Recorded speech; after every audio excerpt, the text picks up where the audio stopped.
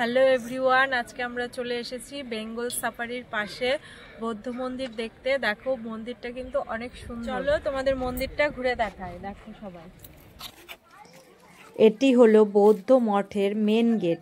এখন আমরা সবাই মিলে ইওয়াম ইন্ডিয়া বৌদ্ধ মঠে ঢুকছি।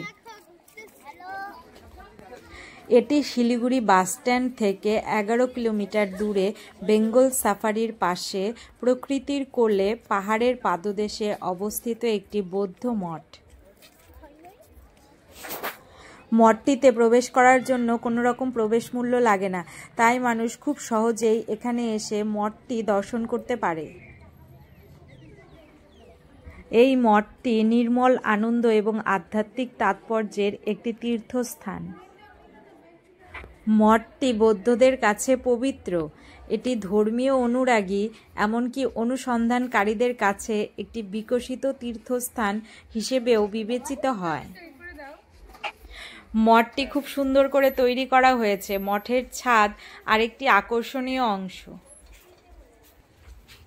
মঠের পাশের এই বিল্ডিংগুলোতে বৌদ্ধ ধর্মাবলম্বী ছাত্ররা থেকে পড়াশোনা করে।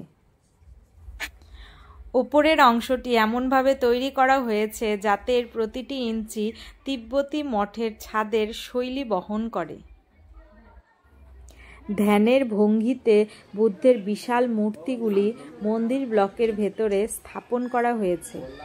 মঠটি বাদামি লাল রং করা হয়েছে এবং স্তরগুলি উজ্জ্বল লাল এবং সোনার উজ্জ্বল বর্ণগুলিকে চিত্রিত করেছে। সামনের দিকটি সবচেয়ে বেশি আকর্ষণীয়। মঠটির ভেতরে ভিডিও করার অনুমতি নেই, সেই জন্য তোমাদেরকে বৌদ্ধ মূর্তিটি দেখাতে পারলাম না। মঠ থেকে পাহাড়ের দৃশ্যটি খুব সুন্দর দেখা যাচ্ছে, যেটা সবারই খুব ভালো লাগবে।